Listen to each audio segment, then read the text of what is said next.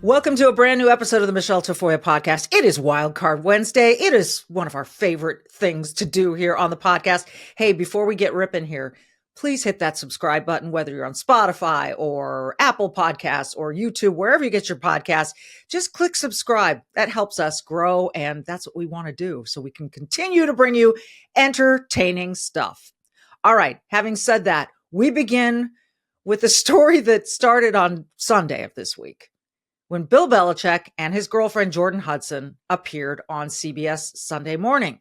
Now, let me just say, for the record, I covered Bill Belichick for pretty much all of my career as an NFL sideline reporter. Did a ton of Super Bowls with him, covered 1 million Patriots games, have been in 1,000 meetings with Bill. That's probably an exaggeration. So let me just start with that. All right, full disclosure. And most of you that know me know that. Bill is a complex person, an interesting, but kind of a complicated person. Some of his players say he's really funny. There's some discrepancy between him and Bob Kraft, the owner of the Patriots, about his departure. Kraft says he fired him. Bill Belichick says it was mutual. There's all kinds of stuff floating out there. But this recent development with a 24-year-old girlfriend, keep in mind Bill Belichick is 73. So Jordan Hudson, his girlfriend, is young enough to be his, maybe even his granddaughter, right? I said, do the math. Yeah. So this is interesting. And the things that they do on social media are interesting. And so there was this interview that piqued everyone's interest even more, because it seems that Jordan Hudson, unlike anyone else that I've seen in Bill Belichick's orbit, has a certain measure of control over this man who, as long as I've known him, has been the one in control. So we roll this clip. Probably most of you have seen it, but let's set it up. Here's Jordan Hudson. She's in the background of this interview with CBS Sunday Morning as Bill Belichick is asked about their origin story. Roll it, Misty. The other change for Belichick is 24-year-old Jordan Hudson, his creative muse, as he writes in his book. Nature, that's good. Jordan was a constant presence during our interview. Without Jordan, right over there, everybody in the world seems to be following this relationship. They've got an opinion about your private life. It's got nothing to do with them, but they're invested in it. How do you deal with that? Never been too worried about what everybody else thinks. Just try to do what I feel like is best for me and what's right.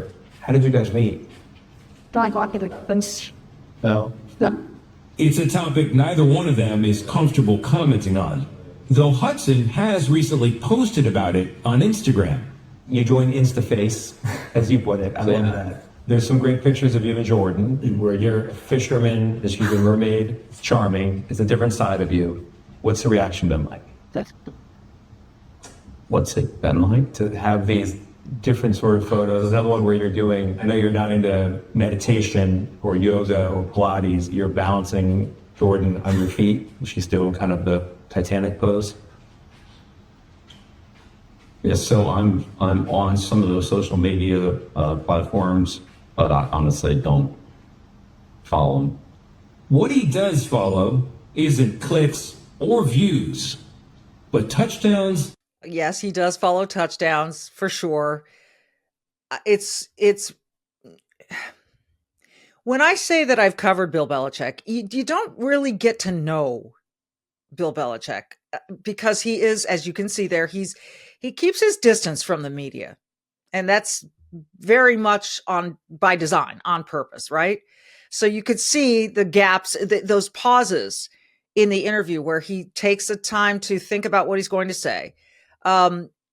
It's just a side that I've never seen. And again, it's hard to understand how this 24-year-old has so much of a presence and control over what he says and does.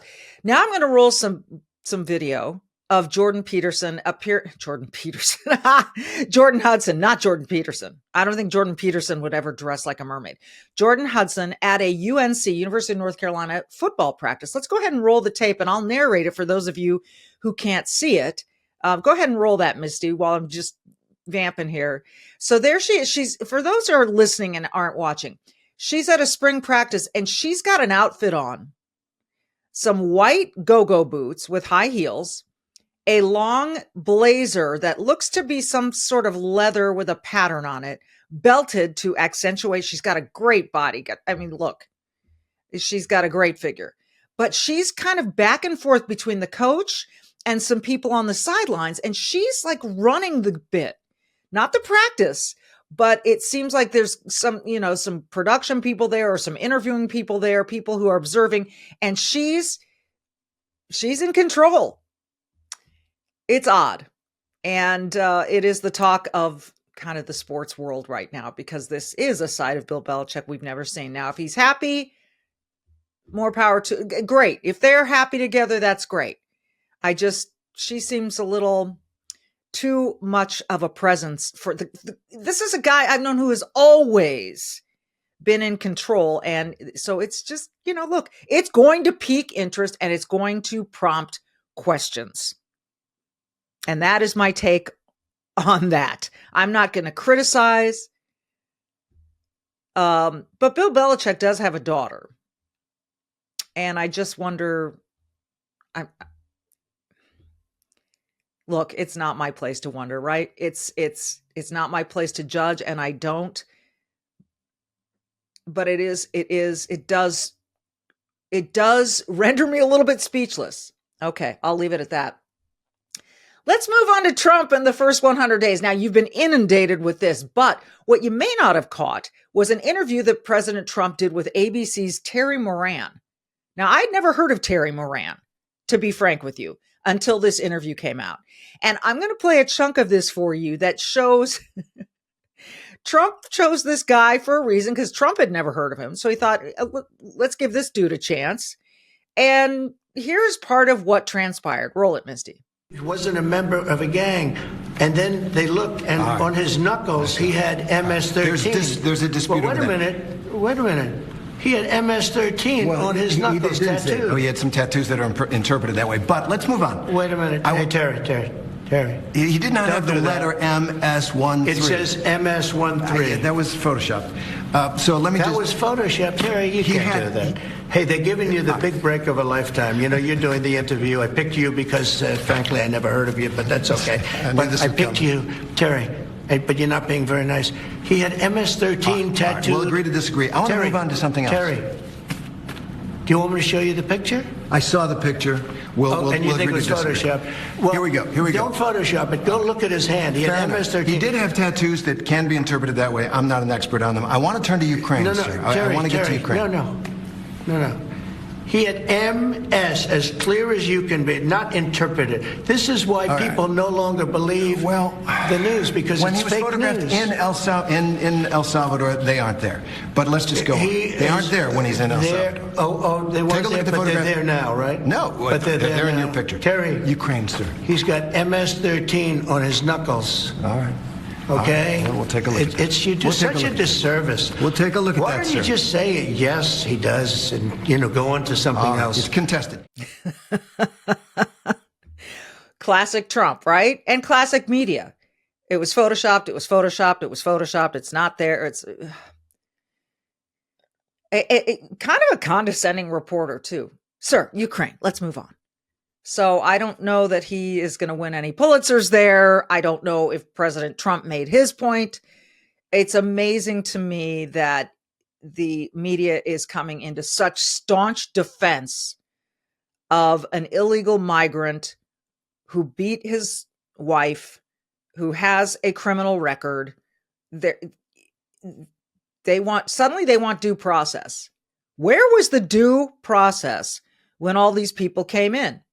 Tom Homan, the border czar, poses this question in a very interesting way.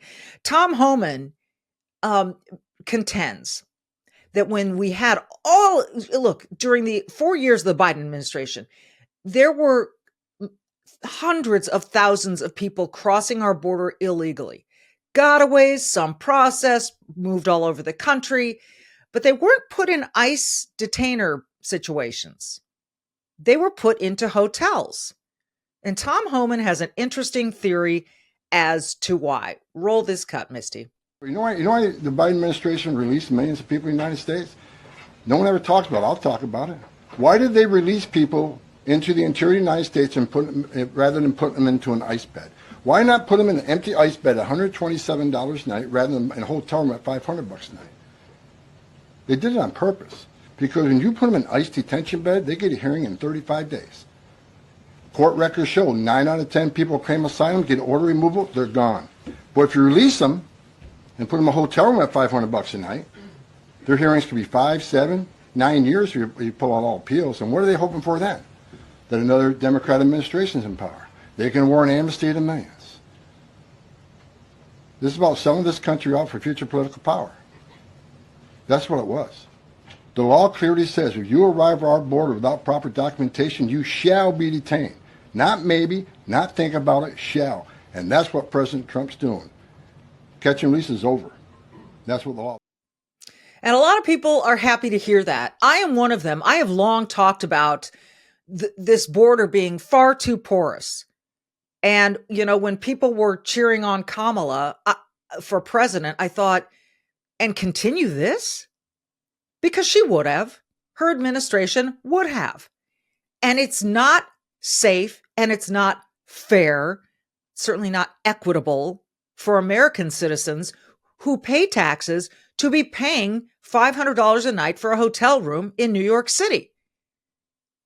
I go to New York about once a month. I see this, the Roosevelt Hotel. Now, from what I understand, that is going to end. But look,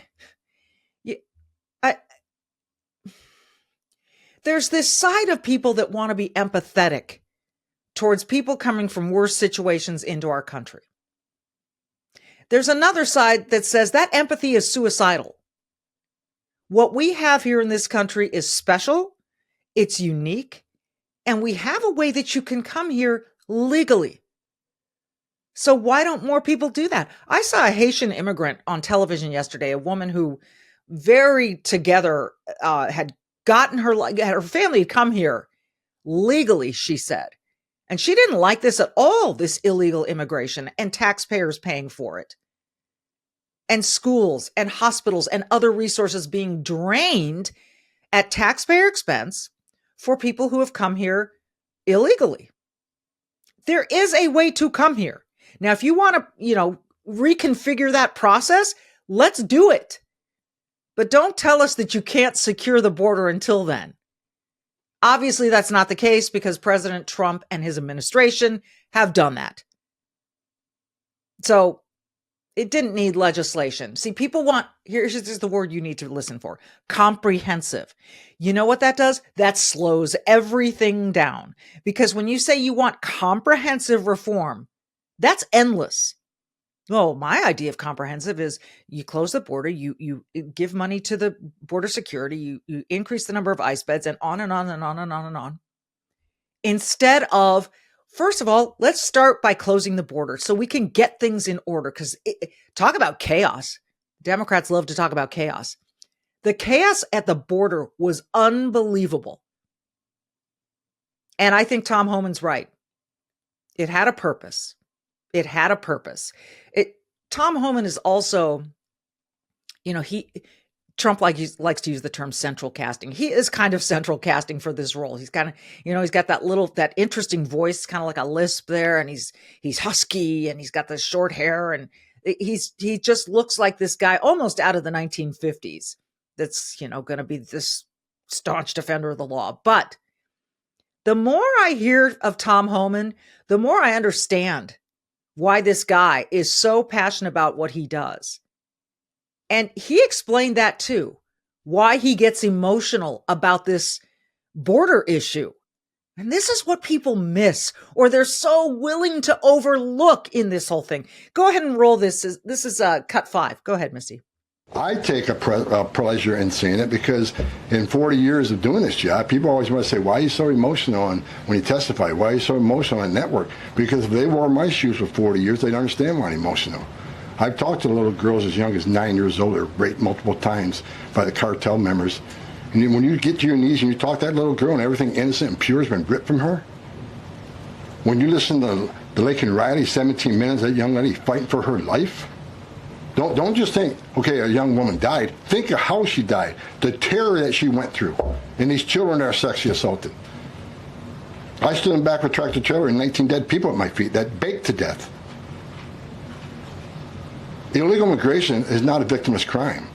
And so every sick person we take off the streets, especially child rapists, it makes this country much safer. Every illegal alien we arrest, public safety threat, one at a time, makes this country safer. I don't know why people are so willing to overlook that part and come to the defense of one guy who we know has a criminal record and overlook all the suffering. And sit down with Laken Riley's family. Sit down with Jocelyn Ngari's mom. Sit down with a little girl who's been raped. Sit down with a little boy who's been raped. Sit down with Rachel Morin's kids. Find out what all of this has meant to them. And then you're going to stand up for this one guy because you feel like he's been taken by mistake. That'll get rectified. That'll get sorted out. In the meantime, gangbangers in Colorado, I don't want them around. And I don't want this situation metastasizing so that other people are afraid and other people get hurt. Last night at his rally, the president talked about a woman, I think she's like 53, 58 years old in, I want to say, Northern California, who got kidnapped. They drilled into her hand with a drill so that she would give them her banking information. I mean, come on. We're going to defend that? Is everyone a criminal? No. And no one's saying that.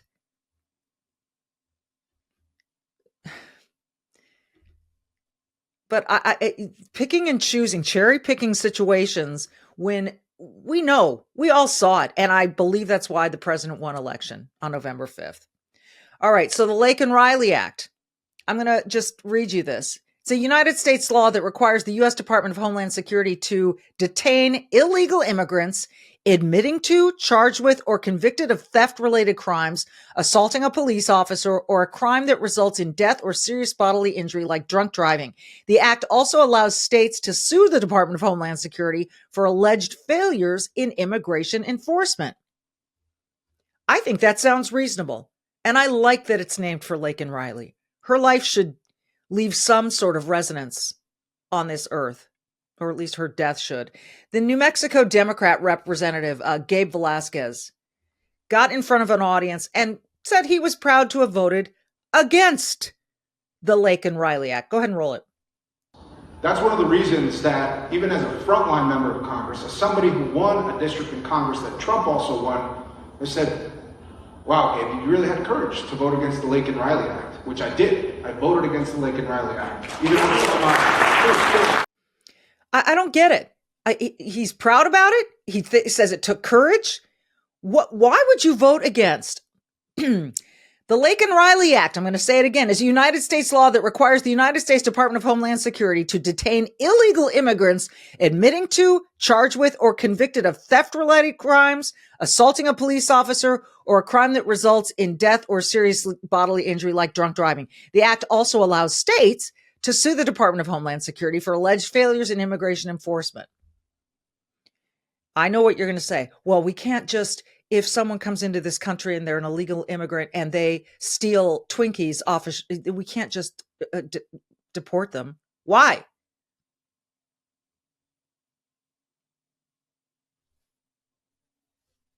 If my kid stole Twinkies, he would not be deported, obviously, because he's an American citizen. But if he went to France and stole Twinkies, I'd tell him, hey, deal with the consequences, pal. It's so commonsensical to me that it just defies logic why people are against that act. One of the people against that act is a congresswoman from my state of Minnesota, Ilhan Omar.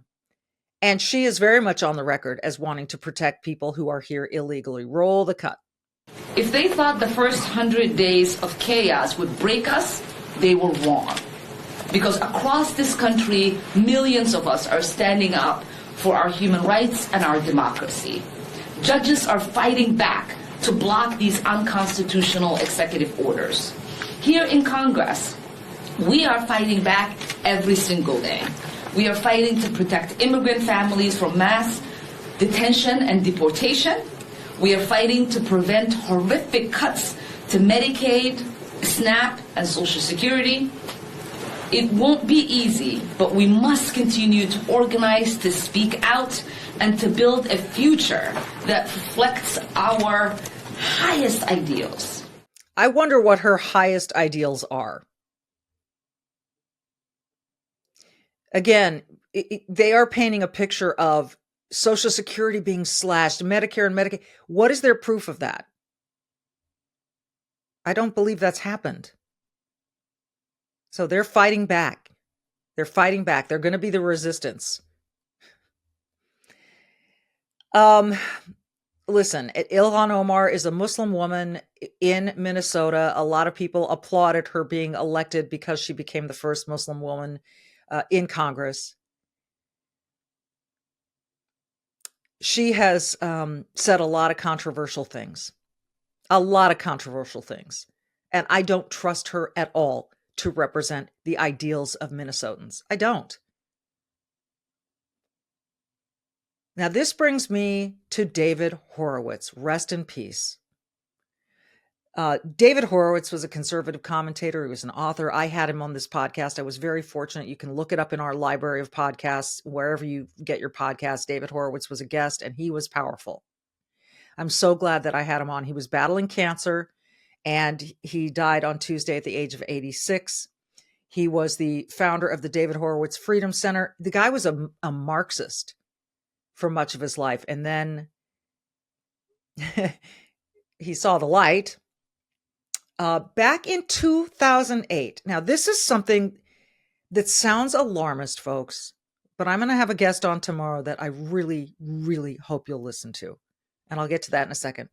But David Horowitz was very brave about talking to Muslim students. And there is a Muslim Students Association in America. And in 2008, David Horowitz met with them and talked to them. And I'm going to play this clip because it's really instructive as to what he stood for, how he altered his perspective of the West, and how there are plenty of people in this country who are anti-Western civilization. I'm going to build on this, so stay with me here. This is 2008. It doesn't seem like that long ago, but remember what happened on 9/11 of 2001. 7 years later, after we said never forget, David Horowitz faced this particular member of the Muslim Students Association. Let's roll it, Misty. Just if you could clarify. Okay. Will you condemn Hamas here and now? I'm sorry, what? Will you condemn Hamas? Would I condemn Hamas? As a terrorist genocidal organization? Are you asking me to put myself on a cross? So you won't. I actually have had this experience many times. You didn't read the pamphlet because the pamphlet is chapter and verse. The main connection is that the MSA is part of the Muslim Brotherhood Network as revealed in the documents. I don't think you understood what I meant by that. I meant if I say something, I'm sure that I will be arrested for reasons of Homeland Security. So if you could please just answer my question. If you condemn Hamas, Homeland Security will arrest you. If I support Hamas, because your question forces me to condemn Hamas. If I support Hamas, I look really bad. If you don't condemn Hamas, obviously you support it. Case closed. I have had this experience. I had this experience at UC Santa Barbara where there were 50 members of the Muslim Students Association sitting right in the rows there. And throughout my hour talk, I kept asking them, will you condemn Hezbollah and Hamas? And none of them would. And then when the question period came, the president of the Muslim Students Association was the first person to ask questions. And I said, before you start, will you condemn Hezbollah? And he said, well, that question is too complicated for a yes-no answer. So I said, okay, I'll put it to you this way. I'm a Jew. The head of Hezbollah has said that he hopes that we will gather in Israel so he doesn't have to hunt us down globally. For it or against it? For it. Thank you. Thank you for coming and showing everybody what's here. And you're wearing a terrorist neckerchief. If you understood... you didn't hear the lady. Could you please answer my question? You don't get to make a speech. Okay, that's the great David Horowitz. Exposing her beliefs, exposing the evil of Hezbollah, Hamas, the Houthi rebels, that all want to see Israel wiped off the face of the earth. This is an ancient hatred.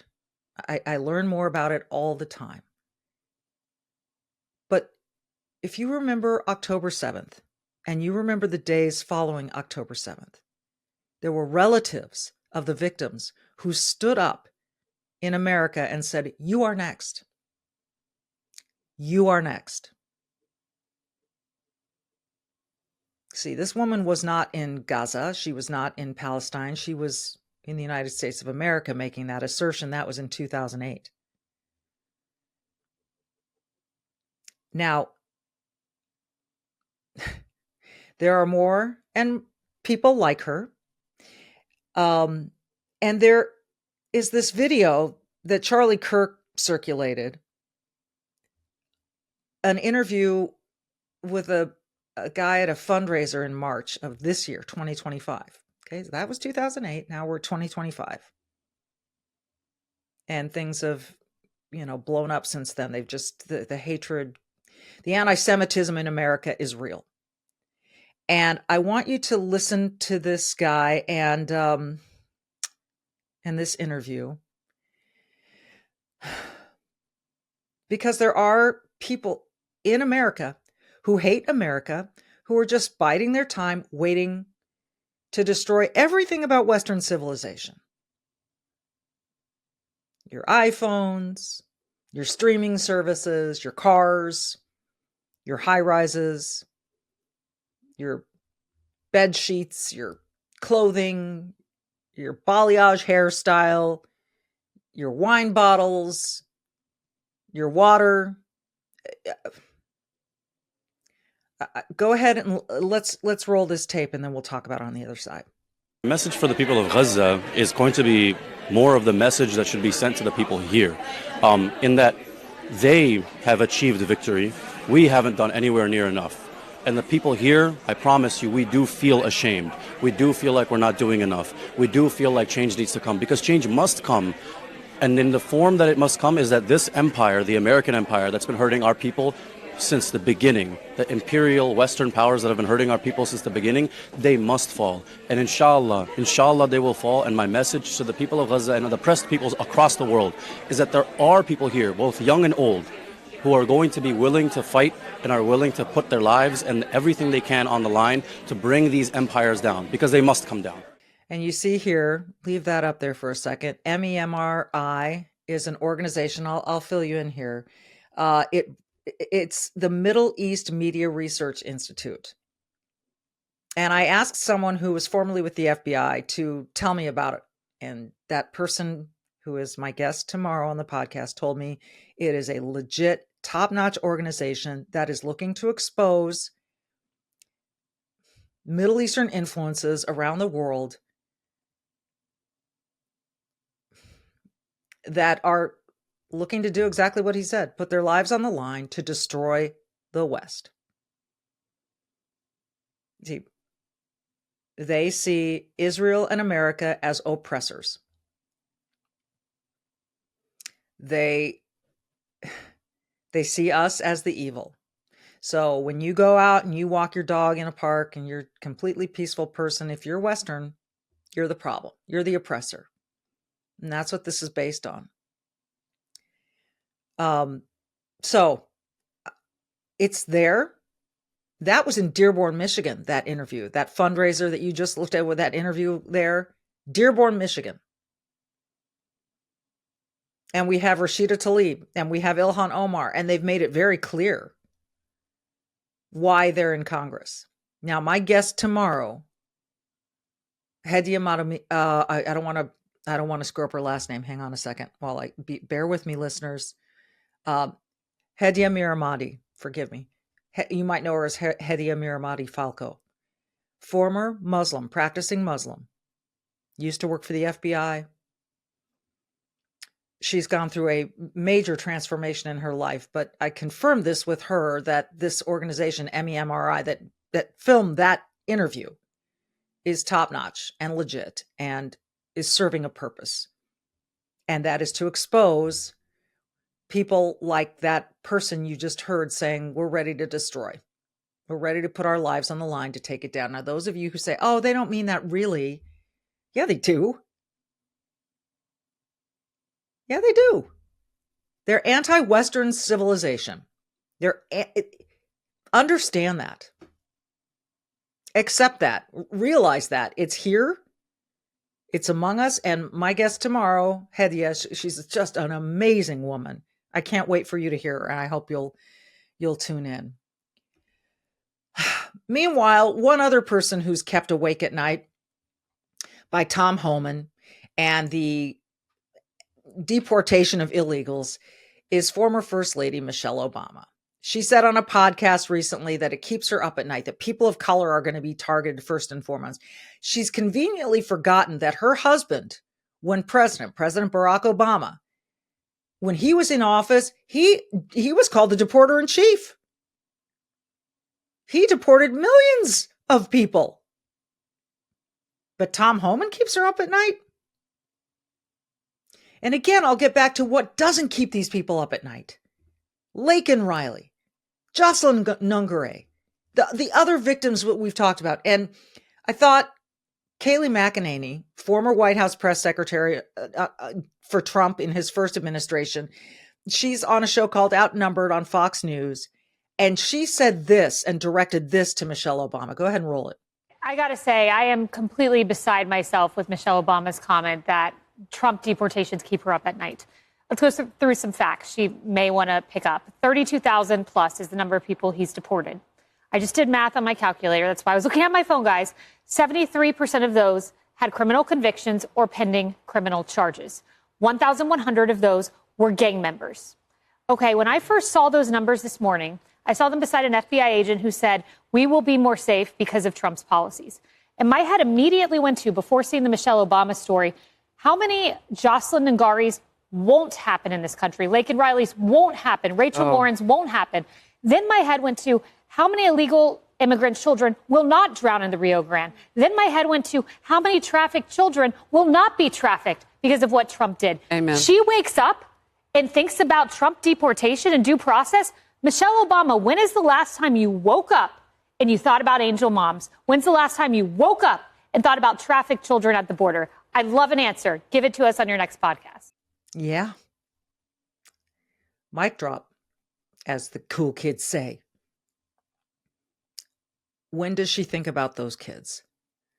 Those hundreds of thousands of minors who came across the border, risked life, probably, we know some were sexually abused, and we don't know where they are right now because the Biden administration lost track of them. Does she think about them? It's whatever's easy. It's whatever's easy. It's not whatever's really difficult and challenging. It's whatever's easy. There's a way to come to this country legally. Follow the rules. We all have to do it. We all have to pay our taxes. We all have to put stamps on our letters if we want them to get mailed. We all have to have passports if we want to travel internationally. We all have to have driver's licenses if we want to drive and hopefully vote. But she's worried about everyone else. I think she admitted it in that same podcast. She's not worried about herself because she's got a motorcade around her 24/7.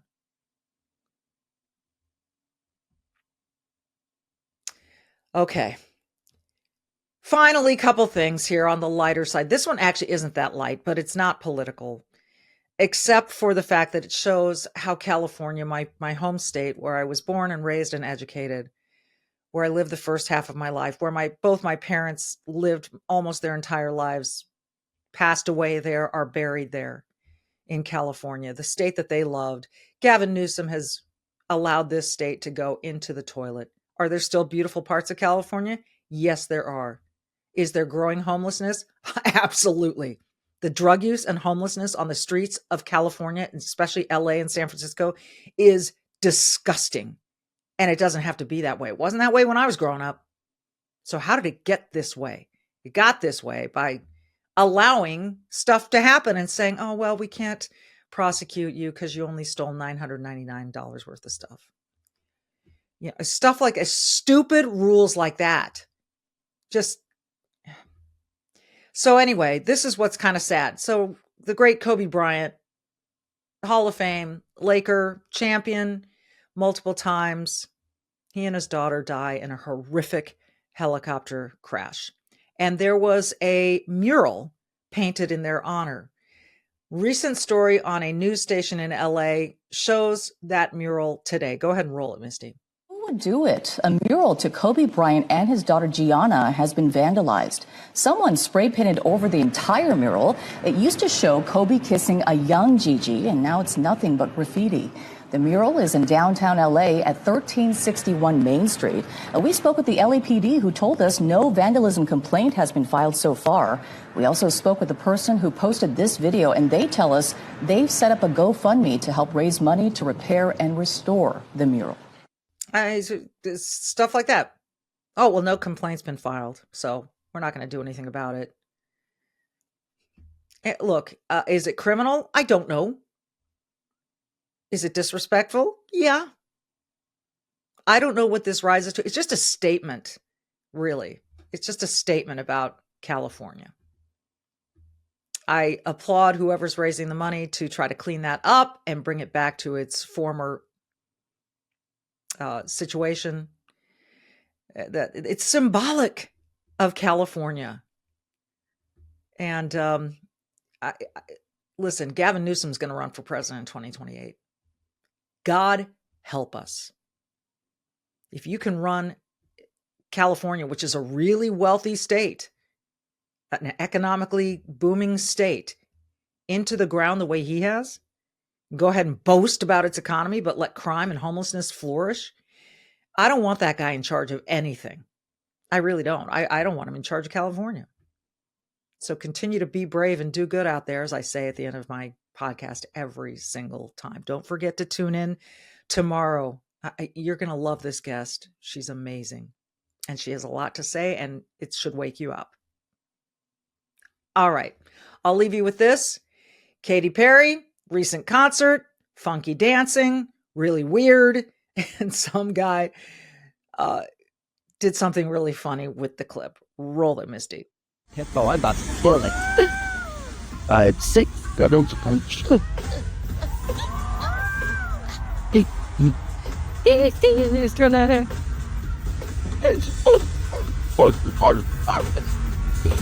gonna fuck the baby and brought the baby.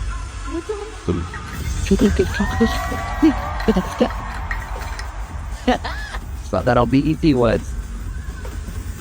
Ooh, tight. Big move right here. Whee!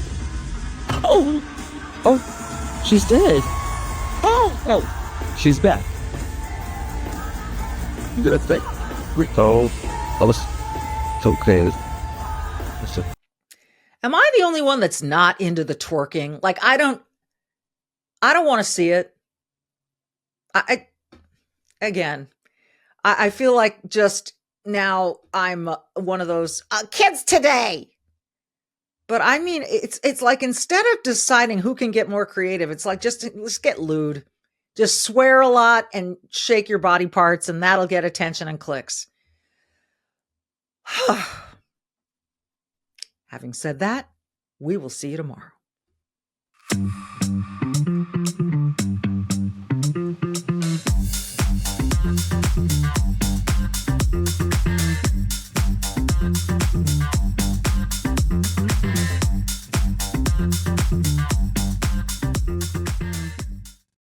Hey, you can keep up with the Trump administration when you subscribe to the Trump Report. It's an email that brings you daily highlights from the Oval Office right to your inbox 5 days a week. Subscribe today at SalemPodcastNetwork.com/Trump.